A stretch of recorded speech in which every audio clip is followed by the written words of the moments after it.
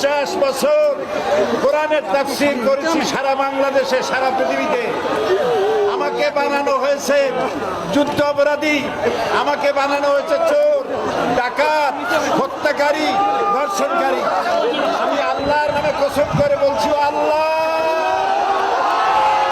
তোমার জাতের কসম, তোমার ইজ্জতের কসম, তোমার সম্মানের কসম, 1971 সনের এক ফোঁটা পানি বা কাদা আমার গায়ে লাগে নাই, লাগে নাই, লাগে নাই। আমার শুধু কাজ ছিল কোরআনের প্রচার করা।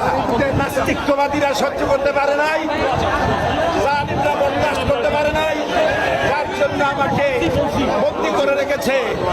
আমি শাহাদাতের তামান্না করি, আমি শহীদ হতে চাই, তবে চোর, ডাকাত ইত্যাদির বদনাম নিয়ে মরতে চাই না। আল্লাহুম্মা আমিন।